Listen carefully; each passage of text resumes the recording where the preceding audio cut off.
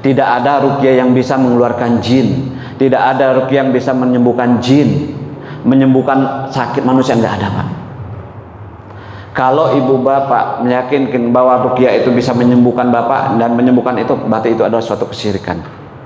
Karena apa? Jelas di dalam Al-Quran, wa iza maritu fahuwa yasbin. Jikalau aku sakit maka dia menyembuhkannya itu Allah.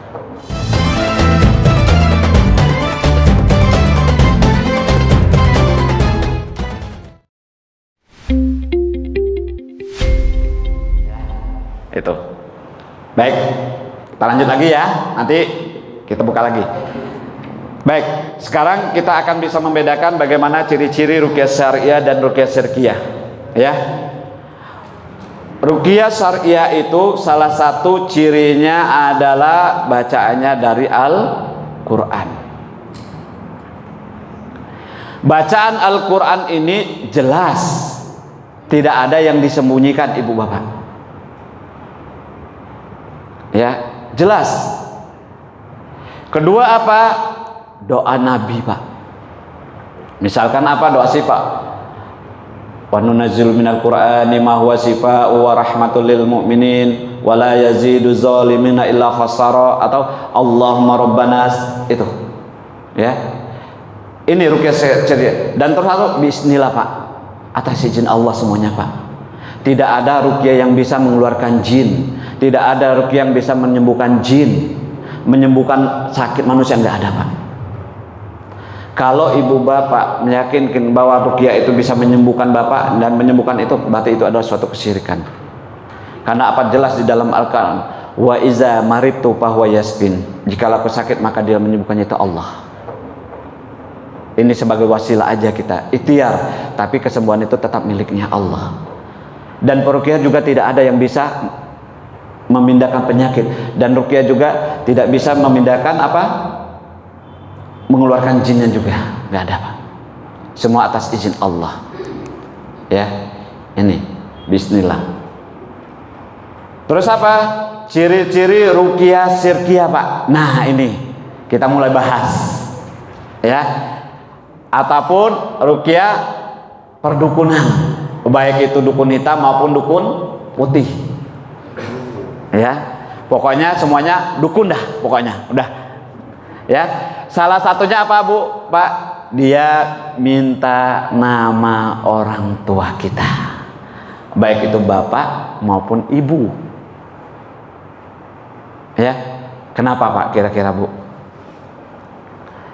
Biar khodam ataupun jin dari orang pintar tersebut langsung ke sasarannya.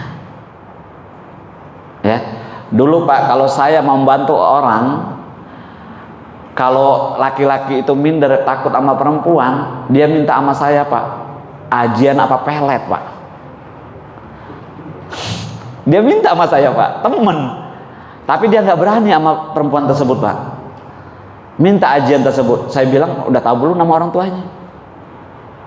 Belum, selidiki dulu deh nama orang tua.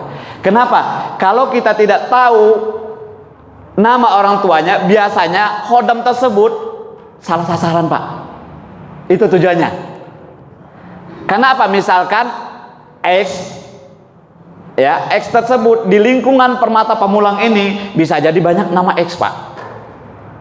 Tapi kalau nggak ada nama orang tuanya, salah sasaran, bisa jadi X yang sebelahnya. Ya, itu tujuannya. Ya.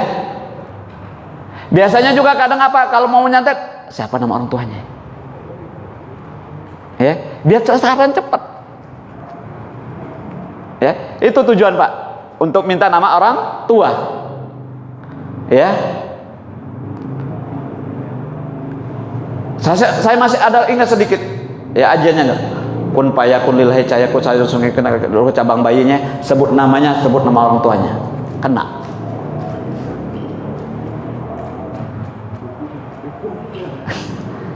Itu, Pak.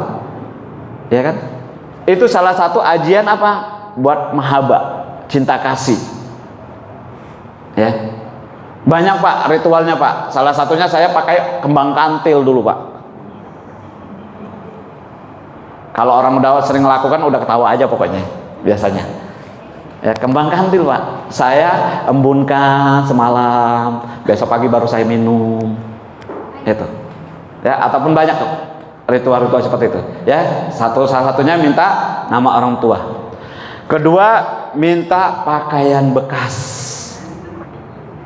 Ya. Minta pakaian bekas. Ya. Ketiga apa? Hewan-hewan sembelihan. Yang saya bilang ada, nggak tahu sekarang masih ada tidak, dia ingin memindahkan penyakit orang tersebut ke hewan tersebut. Ciri-cirinya cuma ada di hewan dia doang Pak. Kita suruh bawa sendiri, nggak mau dia Pak. Nggak sama, nggak ada ciri-ciri, nggak bisa. Apa dia bilang? 10 juta dulu. Ada Pak, banyak Pak di Indonesia nih Pak. Ya, banyak. Dan teman saya dulu terjebak 10 juta. Kambingnya kambing lagi saya sebutin lagi. Ya, hewannya cuma satu itu, tapi orang transfer 10, ada ratusan orang transfer 10 juta. Berapa kali Pak? 10 juta 100 berapa? Ya. Lihat, hewannya cuma itu doang. Ataupun hewan apa? Ayam cemani. Ya, mandiin dengan darah ayam cemani, atau burung merpati serba hitam atau serba putih, ataupun kucing serba hitam. Dulu untuk kedayaan kalau kucing serba hitam Pak. Ya, di situ. Ya, ini ruqyah nggak ada minta hewan sembelihan. Ya, terus apa? Biasanya dia memberikan jimat-jimat atau mantra-mantra aneh. Ya.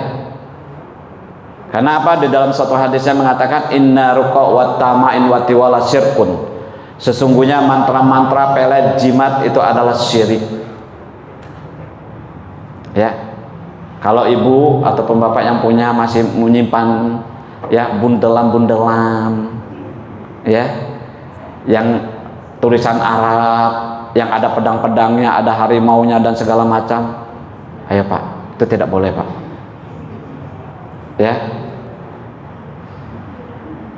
Mantra-mantra biasanya terkadang kalau dia membacakan Al-Quran biasanya dia apa Pak? Disuarain. Tapi ketika ada maksud dan tujuan tertentu diapain? Disirkan nama dia. Bismillahirrahmanirrahim. Alhamdulillah. Biasanya begitu Pak. Apa yang diucapin dia, jangan-jangan dia manggil hodamnya, masuk. Ya. Tapi biar kelihatan Islami tadi, biar kelihatan putih tadi, baca Arab dulu. Bismillahirrahmanirrahim. Alhamdulillahirobbilalamin. Biasanya begitu Pak. Ya, makanya dukun putih begitu Pak. Dukun juga sama, saya bilang. Ya. Terus apa? Jimat-jimat atau izim-izim ya, yang tadi sama. Terus apa? Sakti dan peramal. Misalkan ibu mendatangin atau ibu dan bapak mendatengin orang pintar. Baru nyampe, Bu, Pak, nggak usah cerita. Saya udah tahu masalah ibu dan bapak. Dari mana dia tahu? Kenal juga baru. Baru hari itu juga kita datang ke tempat dia, ataupun dia, Bu, Pak, waduh Pak,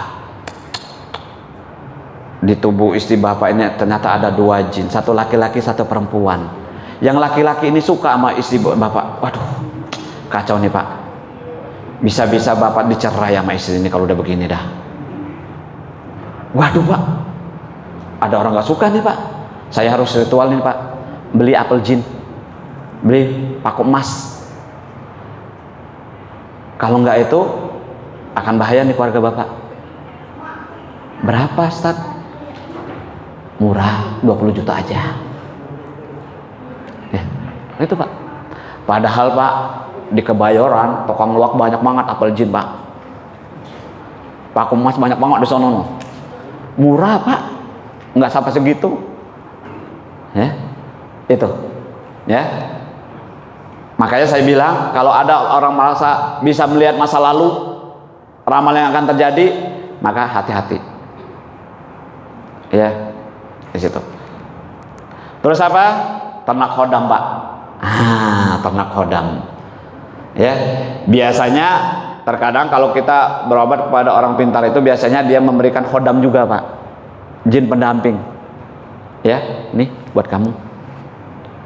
Tenang, kamu udah ada jagain. Nggak usah takut kamu. Ya. Ini biasanya dia memberikan khodam dia. Mahar juga, Pak, larinya. Sekian juta. Ya. Di situ. Terus apa? Amalan-amalan. Misalkan kita diberi orang tersebut membaca la ilaha illallah 10.000 kali. Ya, tenang, nanti kamu saya kasih amalannya, wiritan nih. Nanti kalau ini sehari baca ya 10.000 kali ya, boleh nggak Pak kira-kira Pak? Nanti tenang, rezeki kamu lancar, terus apa, tenang akan ada yang jaga kamu dan segala macam. Kira-kira boleh nggak Bu Pak? Hah? Nggak boleh ya? Insyaallah ya. Kalau sudah 10.000 kali Pak, logika manusia benar nggak bacaan kita Pak?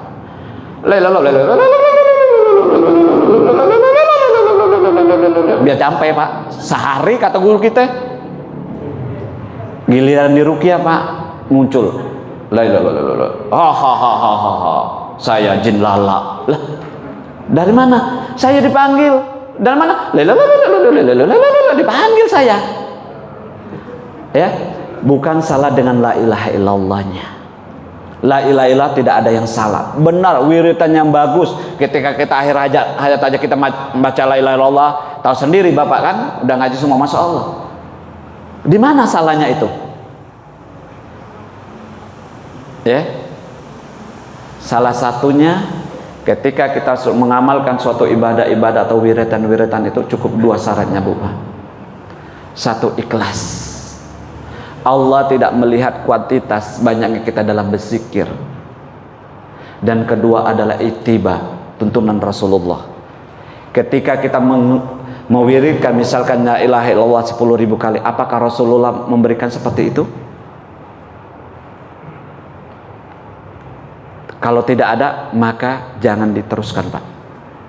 Boleh tidak kita berzikir? Boleh, tapi tanpa ada suatu hitungan. Ya, nggak ada. Wiritan bagus semuanya Pak, tapi kalau tidak ada ditetapkan bilangan sama Rasulullah, maka jangan coba-coba. Nanti yang ditakutkan apa? Khodam datang. Kenapa ada suatu hadis mengatakan, barang siapa yang melakukan amalan-amalan yang tidak ada tuntunan dari Rasul, maka amalan tersebut tertolak. Dan inilah yang saya bilang saya dukun putih dulu Pak, karena amalannya tersebut dari apa? Dari Al-Quran. Tapi penyajiannya seperti itu Pak. Lihat, guru saya dulu berpesan kepada saya, Zul, kamu jangan tinggalkan sholat, puasa, nggak boleh judi, ya, nggak boleh main perempuan, nggak boleh mabok. Nanti kalau kamu langgar, ilmu kamu hilang Zul. Lihat tuh Pak, benar nggak? Ada yang salah nggak? Sholat, harus sholat, nggak boleh judi, nggak boleh main perempuan, nggak boleh mabuk dan lain-lain. Ada yang salah nggak Pak? Nggak ada, baik semua itu pesan guru kita. Tapi gimana? Buat apa? Ilmu. Jadi apa? Ketika kita melanggar ilmu kita hilang. Berarti ibadah tersebut adalah makanan buat khodamnya. Itu. Berarti makanan buat khodam tadi. Ya, bukan karena lillahi ta'ala tadi. Ya, lihat tadi nggak ada yang salah, bagus semua nasihat dari guru-guru saya dulu. Karena yang saya pelajarin adalah ilmu putih dulu. Ya, nah inilah yang saya bilang kita hati-hati tadi. Ya, itu ciri-cirinya. Ya, ya sama ini.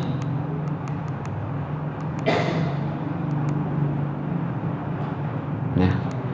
Baik, nih Pak, contoh-contoh azimat-azimat nih Pak. Ya. Ini banyak bermacam-macam azimat nih Pak. Nah, ini kenapa terkadang warnanya putih, terkadang kenapa warnanya hitam, ataupun terkadang kenapa warnanya biru, hijau. Itu ada simbolnya Pak. Ada arti dan maknanya. Ya. Ini. Makanya hati-hati yang masih punya jimat-jimat atau benda-benda ya yang diyakini mempunyai kekuatan. Nggak salah dengan keris ini Pak. Dulu ya pahlawan kita berperang melawan keris. Nggak salah dengan keris ini. Jangan salahkan keris ya. Tapi kalau sudah diyakin keris ini punya hodamnya, nah ini bahaya ini. Ya. Terus apa dampak dari jimat ini? Ya, salah satu dampaknya apa Pak? Rumah tangga biasa sering ribut Pak. Ya, tidak harmonis. Saya dulu juga begitu sama Pak. Ribut mulu sama istri. Ya. Terus apa? Biasanya ada anggota keluarga yang idiot, stres, gila, ya. Dan biasanya kalau orang-orang yang banyak jimat-jimat atau ngilmu itu biasanya dia apa? Susah membedakan mana yang baik dan buruk Pak. Semuanya dia aja yang benar. Dibilangin ngeyel, ya. Terus apa? Biasanya sulit mendapat jodoh. Berat untuk ibadah. Nah, ini biasanya dulu saya Pak kalau masalah berat untuk ibadah ini saya tidak berat Pak. Tapi kesini-sininya setannya itu hodam saya mulai mengganggu saya Pak. Dengan apa? Awalnya rajin ibadah, terus mulai di akhir-akhir waktu mulai bablas satu. Kenapa Pak? Kita punya hodam nggak pernah gratis. Hodam untuk membantu kita itu nggak pernah gratis. Dia minta apa? Nih, sholat kita nih biasanya. Kita akan berhenti sholat. Buat apa sholat? Ya, karena udah saya lindungi kalian. Ya. Terus apa? Bangun sering kesiangan. Betul Pak, saya sering kesiangan Pak. Karena apa? Wiridnya kadang kan bada isya baru selesai jam 4 pagi. Dulu saya pernah ngerwiridkan Pak salawat nariyah itu 4.444 kali. Ayat kursi itu dulu Pak sampai 333 kali. Gimana nggak modar itu Pak? Bacanya pasti Allah satu, Allah dua. Ternyata pas itu baru selesai jam 3 pagi Pak. Udah capek tidur, bablas akhirnya sholat. Nah gitulah setan Pak. Ya. Terus sulit-sulit sakaratul maut. Ya. Nih bentuk-bentuk jimat ya Pak ya. Ini biasanya jimat-jimat untuk ibu hamil. Seperti apa nih? Peniti nih Pak. Ya, sama bangle kadang-kadang. Ya. Ditaruh di apa? Di baju. Penitinya lepas, ketusuklah perut. Dor lah akhirnya perut itu. Ataupun gunting. Ya, biar nggak gitu. Ya. Ini. Ya, bumbu dapur lagi pakai bumbu dapur tuh. Mending buat masak. Ya. Kalau banyak kelebihan Pak, bumbu dapur Pak, biar nggak busuk bau, kasih ke kita aja Pak buat masak santri Pak. Lebih bagus itu. Ya, lebih bermanfaat, dapat pahalanya lagi. Ya. Nih Pak. Banyak nih Pak. Kan ada pedang segala macam. Ini kenapa kota-kota ada ini? Ada hitungannya semua Pak. Nanti sedikit kita ulas. Ya. Baik. Ini seperti ini Pak. Ini banyak dijual sama orang-orang kaligrafi yang ngedar-edar Pak, yang keliling. Ini kalau saya bilang jimatnya dibingkai. Pak, kira-kira ada yang aneh nggak Pak ini Pak? Bu. Kalau ini Pak, ini kan seperti burung cendrawasih, ya, merak ya. Nah, di sini ini ada Asmaul Husna nih Pak. Dan di tengah-tengah ini adalah kitmir. Tahu Bu, Pak, kitmir itu apa? Anjing dalam kisah Ashabul Kahfi. Masa nama Allah disandingkan dengan anjing, Pak? Penghinaan enggak ini, Pak? Nah inilah, penghinaan seperti inilah apa? Hodamnya makin jadi, Pak. Semakin sakti orang kalau udah menghinakan Al-Quran itu. Makanya ini kenapa ada segitiga, ada kotak-kotak, ada huruf ini, ya. Ini ada, Pak. Kalau kita mau belajarnya lama ini, Pak, ya. Ada guru saya, ya, yang mengatakan di Indonesia ini ada kitab sihir, Pak. Ya. Yang salah satunya, ya, kalau kata guru saya itu di pondok itu banyak, Pak. Yang salah satu kitabnya adalah Samsul Ma'arif. Itu kitab sihir dari Indonesia kata guru saya, yang dari Yordania. Ini hati-hati, ini belajar begini, Pak, bikin jimat. Ya, dulu saya punya bukunya, saya bakar semuanya. Kenapa saya bakar? Harusnya saya buat edukasi harusnya, ya. Saya tebal bukunya dulu, Pak, sampai segini. Ada beberapa bukunya, referensi buat bikin jimat biar bersakti. Karena nggak ada gunanya, saya pikir ternyata berguna. Seharusnya nggak saya bakar dulu, ya. Ya, buat putar giling banyak, Pak. Ya, kalau maling masuk ke rumah kita itu cuma muter-muter aja, nggak mau keluar. Kalau nggak kita maafin nggak keluar dia, Pak. Ada, Pak. Ya, ini. Yang punya itu, ya. Terus apa? Nih, Pak. Pengasihan suami istri, Pak. Celana dalam. Ini ulah dukun ini, Pak. Minta apa? Celana dalam suami istri. Biar apa? Biar lengket, nggak berpisah. Apa yang terjadi? Bukannya malah berpisah akhirnya, Pak. Ribut mulu suami istri. Bukannya lengket, ribut mulu. Ya. Ini. Ya, nih. Banyak kan janur segala macam. Ya. Nih ada namanya juga, ya kan? Ya, kain tersebut ditulis namanya nih. Nama laki-laki dan perempuan, ya. Akhirnya cerai juga sama, Pak, ya. Banyak, Pak, ya kan. Nih angka-angka ini segala macam, ya. Nah, kita udah mulai nih, ya. Ini, Pak, simbol-simbol yang ada pada cincin, nih yang di sini, Pak. Ini perhitungan begini, Pak. Ya, kalau kita tulis simbol begini, nanti ada nama jinnya, Pak, yang akan datang. Tapi kita nggak usah banyak-banyak, ya. Nanti dalam nanti jadi dukun semua nanti di sini. Nih, Pak, ya, ditulis simbol tadi semuanya tadi kan. Nih, ya, ditulis semuanya, Pak. Ya, kenapa dia miring begini? Ada, Pak. Nah, ini nama hodamnya nih, Pak. Simbol tadi, Pak. Ya, ini namanya pardu, namanya jinnya ini, Pak, hodam tadi. Kalau kita nulis di mana, di kertas atau di mana dengan simbol begitu tadi, akan ada nama hodamnya.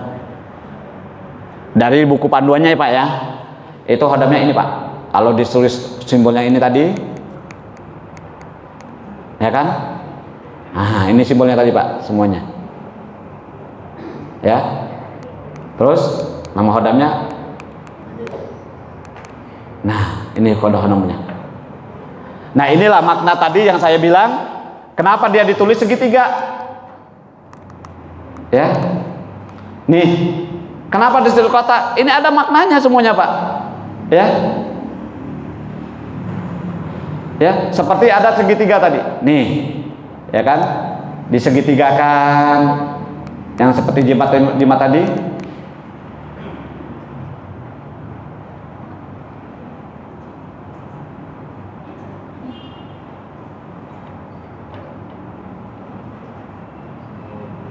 Ya, seperti di kotak-kotak begini, inilah simbolnya tadi, Pak.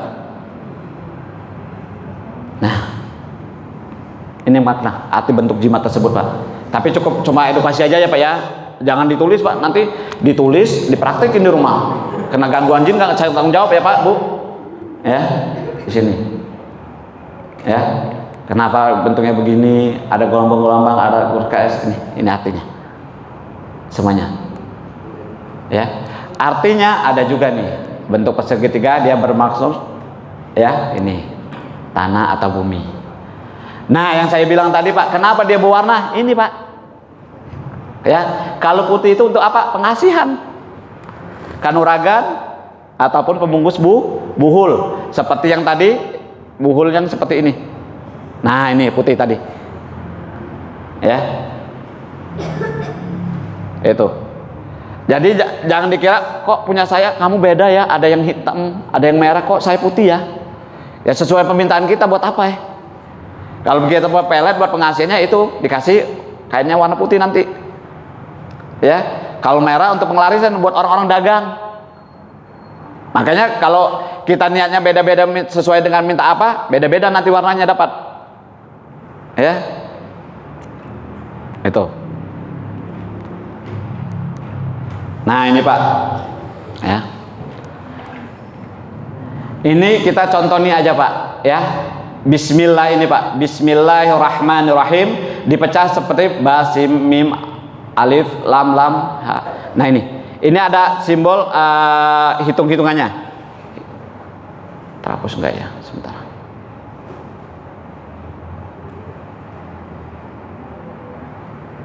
Nah, ini tadi Pak, kenapa dia berapa kali 40 tulis 50 ini semuanya. Alif itu, ini kalau orang bikin jimat begitu Pak. Nanti apa?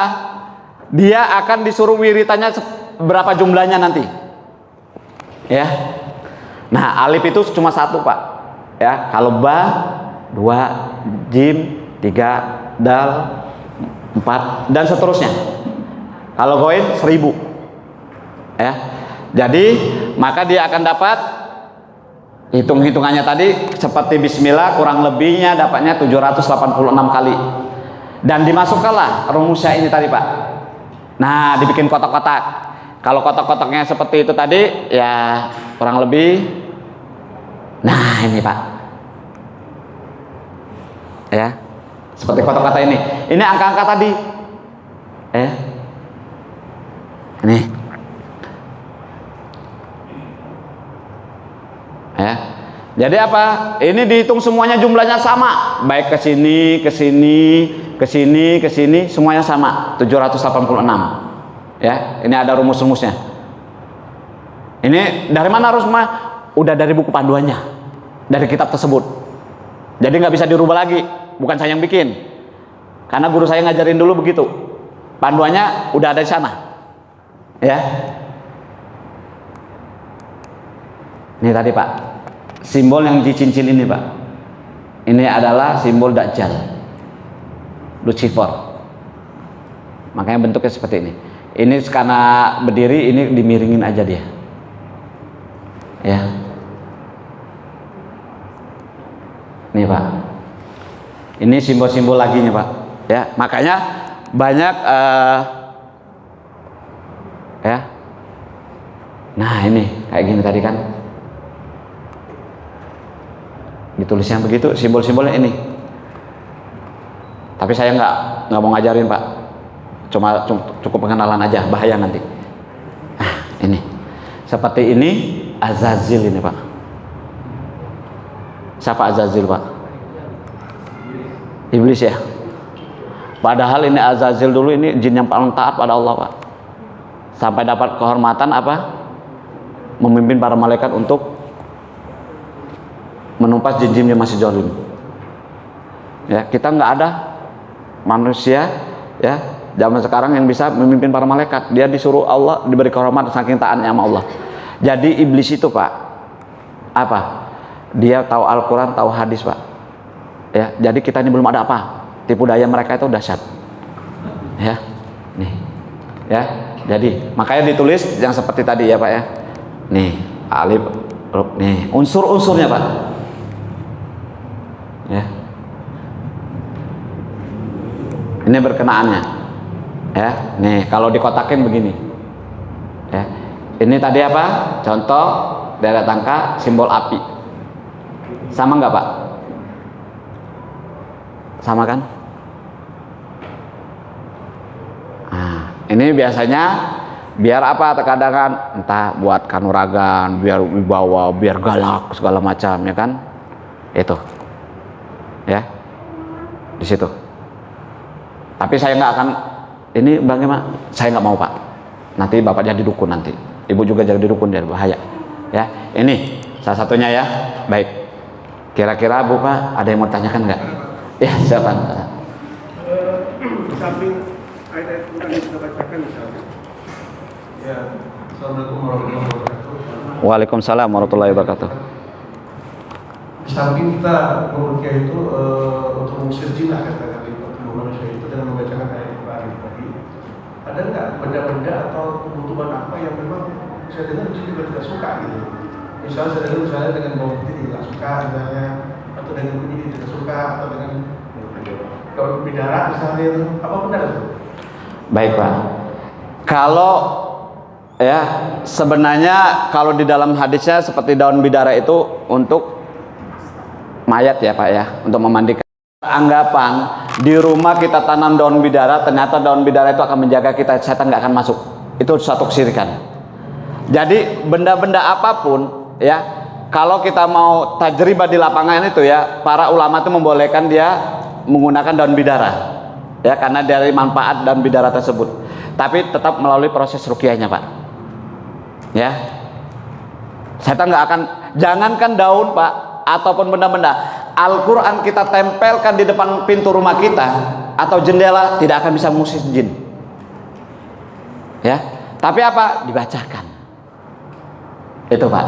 Jadi seperti itu memang harus diruqyah juga ya. Misalkan daun bidara tadi tersebut dicampur dengan air, dicampur dengan air, ditumbuk ataupun di blender sampai halus, dicampur, baru kita ruqyah. Itu baru akan ada efeknya. Tidak pakai itu juga boleh ya, tidak harus tanpa daun bidara juga boleh. Akan berefek juga, sama Pak, akan berefek juga ketika air tersebut diruqyah ya di situ. Jadi akhirnya nggak usah repot-repot, kita tanam bidara aja deh biar nggak ada sihir lagi, nggak bisa. Itu satu bentuk kesirikan juga. Jadi memang harus melalui proses diruqyah juga. Wallahu a'lam. Baik, ada Bu, Pak? Ibu-ibu? Baik Pak. Waalaikumsalam warahmatullahi wabarakatuh. Tadi dikemukakan sama Ustaz bahwa kalau tenaga dalam itu akan selalu membuat orang jadi emosi. Nah, sekarang kalau tenaga dalam itu, tapi orangnya sabar, santun, apakah bagaimana menurut Ustaz? Seperti itu. Baik, gitu ya Pak ya.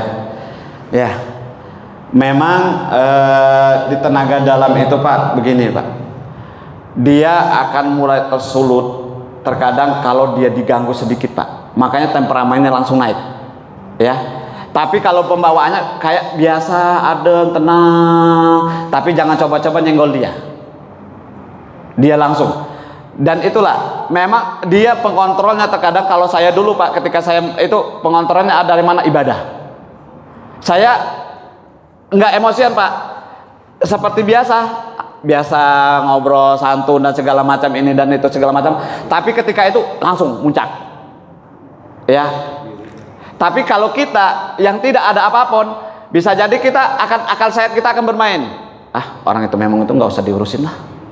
Tapi kalau orang sudah merasa punya pendamping tadi, udah ada pegangan tadi, dia langsung tersulut Pak. Dan banyak yang orang di ruqyah itu Pak menyilat-nyilat dia jadinya Pak ya, jadi macam dan macam.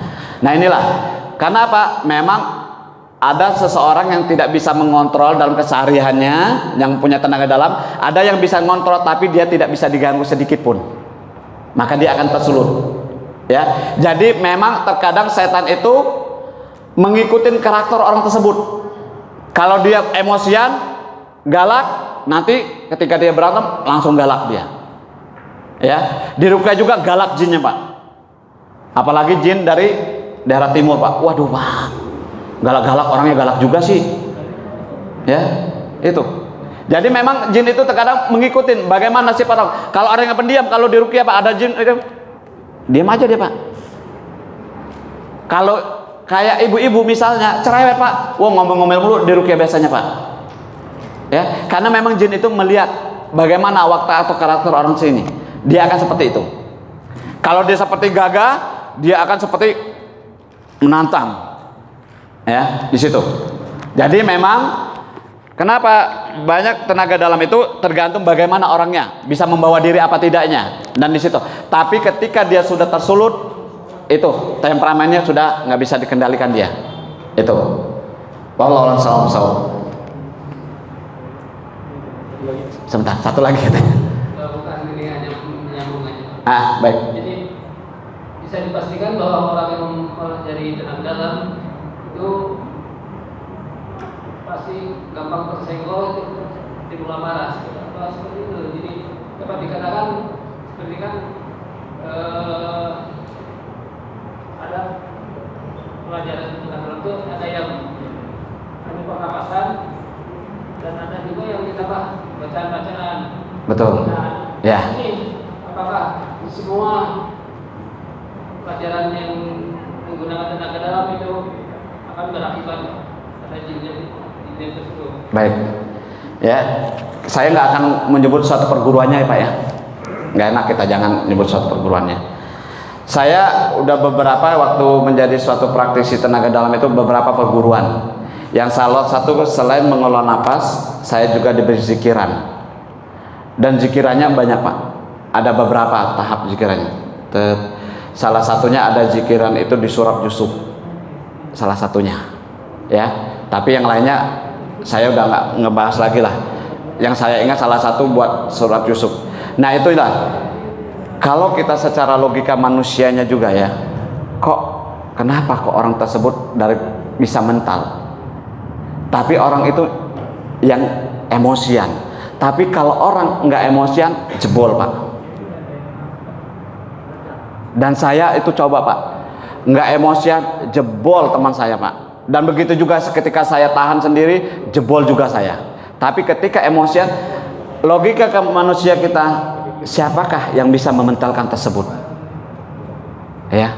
Nah ini, ya, kalau bukan dari hal yang gaib tersebut.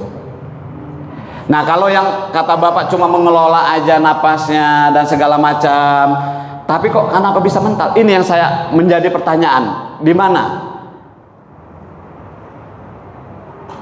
Secara logika manusia saya ngelola napas, saya nggak ada apa-apa, saya nggak bisa mentalin Bapak. Tapi itu kenapa bisa mental?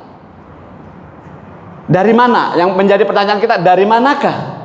Siapakah yang bisa mementalkan tersebut?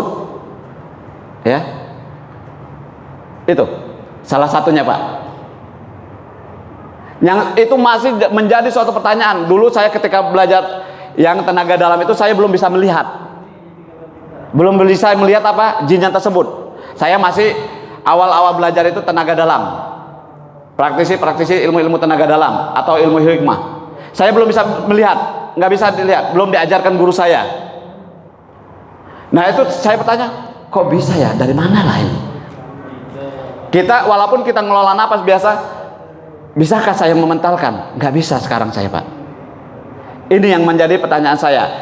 Tapi ketika saya sudah ini baru ternyata ada sesuatu. Ya, sesuatu itu ya itu tadi.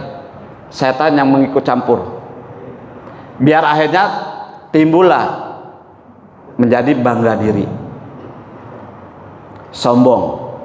Saya hebat. Orang lain nggak bisa apa-apa. Saya punya ilmu nih. Ya.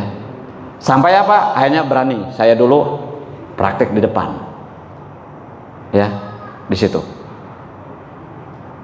Ini wallahu a'lam bishawab. Baik. Oh. Ini masalah hukumnya ini Ustaz. Apakah bisa seperti tadi kekuatan tadi ya, sama segala macam, apakah itu secara Islam itu halal, itu boleh ya? Dan kalau itu misalnya dibolehkan, apakah memang itu berdasarkan hadis atau bagaimana gitu ya? Tapi yang seperti tadi yang diajarkan ilmu-ilmu yang jelas itu kan ilmu-ilmu yang memang sesat ya, yang memang terjadi itu karena memang bantuan setan jin. Dan itu pun sebenarnya istidrol, apapun yang terjadi itu Allah yang mengatur sebenarnya, teman itu hanya itu saja bantuan dari seperti itu istidrol. Nah seperti tadi kalau ada yang misalnya dari Al-Quran terjadi misalnya tenaga dalam dengan bacaan-bacaan tertentu dari Al-Quran ya, apakah itu boleh ya dalam sejarah Islam? Dan itu ada hadisnya enggak gitu kan? Baik, nggak boleh Pak. Kalau memang Al-Quran ataupun hadis membolehkan, Rasulullah dari dulu sudah membolehkan.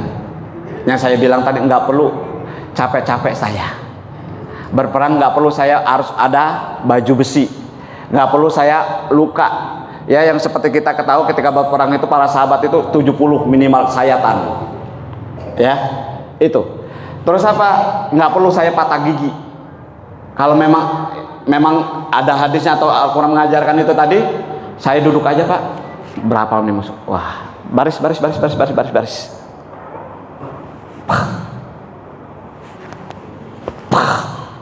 gitu doang Pak ya, yang salah satunya. Dan guru saya, ada satu guru saya di itu ya, di Jakarta ini, guru besar saya, dia itu setiap demo Pak itu disuruh datang ke gedung, suatu gedung yang demo tersebut Pak, kita nggak usah sebut gedungnya ya, itu dia disuruh magerin Pak ya, dan itu tidak bisa ditembus menurut pengakuan guru saya ya, ketika saya masih berguru sama dia, karena sudah dia pagarin ya. Bagi orang-orang yang bisa melihat itu Pak, banyak sekali pagarnya. Siapa? Jinnya tadi, Odam tadi ya, itu seperti itu Pak. Kalau memang ada, berarti Rasulullah sudah mengajarkan itu dari dulu. Nah, makanya tinggalkan yang seperti itu Pak. Makanya saya sekarang udah saya tinggalkan ya, saya tidak mau terjebak lagi, bahaya nanti. Baik ya. Sabar ya Pak. Bukan bertanya lagi kan, karena saya juga dulu pernah tinggal di Cilegon itu, jadi kalau pergi orang pintar-pintar ya. Jadi beras sakit, berobat segala macam bentuk pengobatan, segala macam mengikuti. Mulai dari yang cemani, ada kapal sapi lah, telur itu ada. Nah, saya juga ikut lagi tenaga dalam beberapa perguruan, gitu.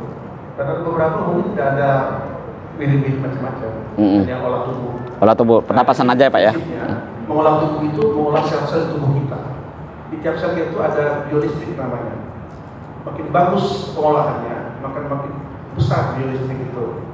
Nah, kenapa mental? Ibarat kalau magnet itu kan ada utara selatan. Untuk utara sama utara itu tolak menolak. Nah, yang harus menyerang itu marah. Katakan yang marah ini kutubnya utara. Apabila yang dipukul berkutub selatan, tembus dia. Yeah. Makanya dia harus marah juga agar sama kutubnya. Ada karena sama kutubnya mental. Biolistriknya positif, nggak bisa kena sama biolistrik mental gitu. Ada magnet. Gitu. Akhirnya gitu kenapa mental? Yeah. Kalau berlawanan pasti tembus. Baik. Yang pukul tidak emosi tembus. Ya. Yaitu salah satunya marah dari mana Pak? Dari setan. Marah itu kan dari setan. Nah itulah yang memang saya belum menyelidiki banget ya Pak ya. Kenapa bisa mentah, mungkin asumsi Bapak seperti itu. Karena dulu ketika saya belajar itu saya masih bertanya-tanya sangat besar. Kok kalau memang dari dulu memang benar istilahnya, dan itu Rasulullah mengajarkan kepada kita, kenapa yang lainnya Rasulullah dan para sahabat tabi'in itu tidak diajarkan semuanya? Ini yang menjadi suatu pertanyaan sangat besar, ya kan? Kenapa orang tersebut harus marah dulu? Kan marah ini dari setan. Kenapa orang tersebut dari niat jahat dulu? Berarti kan di situ setan, ya kan? Nah inilah, makanya saya belum bisa menyimpulkan, dan saya itu, tapi kalau menurut saya itu adalah batil, ya, karena Rasulullah yang seperti satu hadis tersebut, ketika amalan atau segala sesuatu yang itu tidak tuntunan maka tertolak semuanya. Dari mana datangnya? Itu dari setan, ya, di situ. Wallahu a'lam bishawab.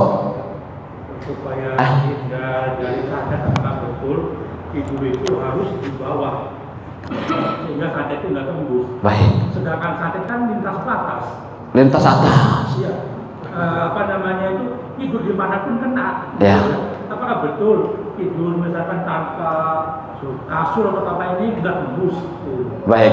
Santet kan lintas batas, apakah kena? Masya Allah ya Pak. Baik, ini terakhir ya Pak ya. Habis ini kita break ya. Baik. Ya, enggak Pak. Itu cuma istilahnya dalam dunia spiritual aja Pak. Dunia perdukuan begitu. Kamu tidur bawah nggak akan tembus karena itu lintas atas. Jin itu Pak, apakah ke atas doang dia Pak?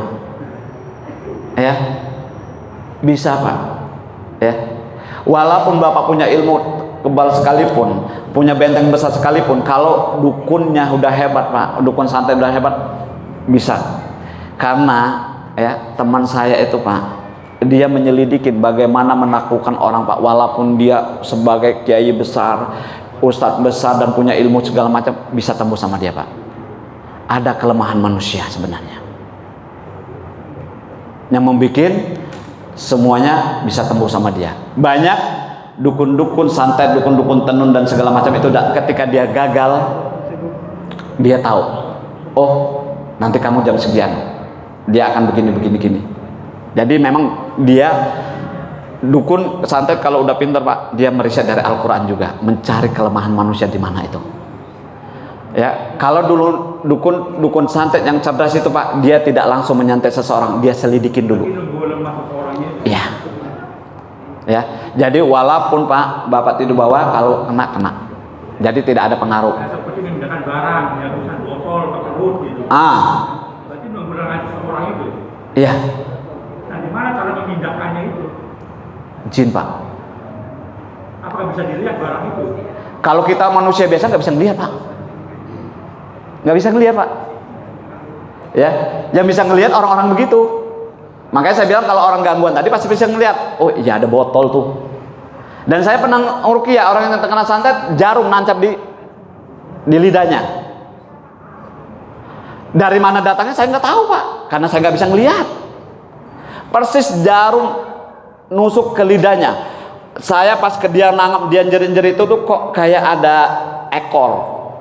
Waktu saya perhatiin dia, dan ternyata pas itu dicabut, ternyata bukan ekor tapi jarum nancap di sininya. Itu real Pak. Dari mana bisa kita? Jin Pak yang mindahinnya Pak. Ya, itu nggak akan masuk logika manusia. Ya, itu Pak. Ya, baik, mungkin cukup dulu ya. Sebentar Ustaz, mungkin dari Ahwat ada. Oh Ahwat, ibu-ibu ya Bu. Ada yang mau nanya untuk menambahkan? Ada. Oh gitu, tanya sekarang jawabnya kapan-kapan ya Bu ya? Oh gitu.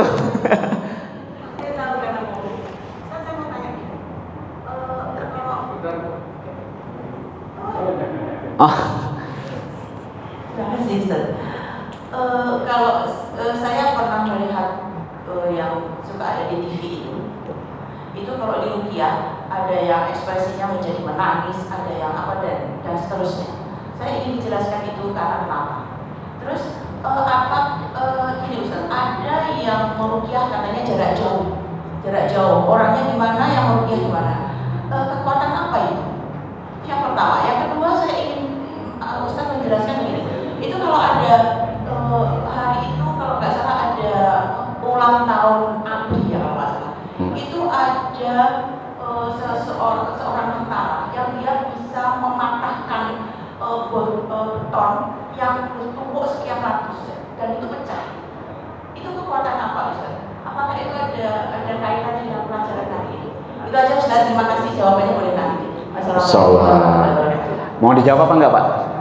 Jawab aja ya. Baik. Masalah yang nangis ya Bu ya, itu kenapa? Setiap orang yang diruqyah itu reaksinya beda-beda. Ya. Tidak semua harus nangis, tidak harus semua muntah, tidak harus semua menjadi setan, jadi kambing, jadi harimau, pamacan, enggak. Beda-beda. Biasanya ya, yang sudah orang-orang yang banyak nangis itu kebanyakan berkenaan dengan psikis. Ya. Ini satu. Kedua, masalah yang kata ibu ada atraksi. Bisa, kekuatan mana? Sekarang saya tanya ibu, ibu bisa nggak logika manusia? Dari mana kak itu? Siapa yang membantunya? Itu udah atraksi saya dulu bu. Itu atraksi saya dulu bu. Saya sudah atraksi seperti itu. Balokes saya pecahkan dengan kepala saya nggak bocor. Ya, itu seperti ada sesuatu, nggak tahu kekuatan apa itu, sebelum nyampe itu pak, sekitar sekilan atau berapa itu langsung pecah. Berjalan di bara api, menghidupkan neon yang tanpa saya sentuh. Nah, dari manakah itu? Kalau bukan, ya bu ya, nggak usah kita sebut itu, nggak enak kita bu ya. Ya, terus apa lagi bu? Satu lagi bu? Ruqyah jarak jauh. Baik, ya, ruqyah itu tidak ada jarak jauh bu. Cuma kalau kata guru saya itu cuma dunia pengobatan. Ruqyah jarak jauh itu sangat beresiko. Ruqyah atau dunia pengobatan itu ketika meruqyah orang membacakan Al-Quran jarak jauh itu harus ada perantaranya bu. Kalau tidak ada perantaranya, biasanya ada sesuatu itu cuma bayangkan di mana sakitnya, dia juga terasa. Kita manusia biasa bu, bisa nggak? Siapa pembantunya? Tapi kalau dia punya alat byphone, Skyfi dan lain-lain, bisa nggak? Bisa, tapi resikonya besar. Kenapa? Kalau dia reaksi, siapa yang membantunya? Kalau apalagi dia sendirian, ayo siapa bu? Menyambut tanggung jawab siapa? Saya selalu menghindari pengobatan terapi-terapi jarak jauh, byphone ataupun alat-alat media yang lainnya, karena resikonya sangat besar. Kalau ruqyah itu langsung berhadapan di situ bu. Itu ya bu ya. Baik, mungkin itu aja ya, kita break ya, kita cukupkan ya, kita break dulu, kita tutup dengan doa kafaratul majelis. Subhanakallahumma wa bihamdika asyhadu an la ilaha illa anta astaghfiruka wa atubu ilaik. Wassalamualaikum warahmatullahi wabarakatuh.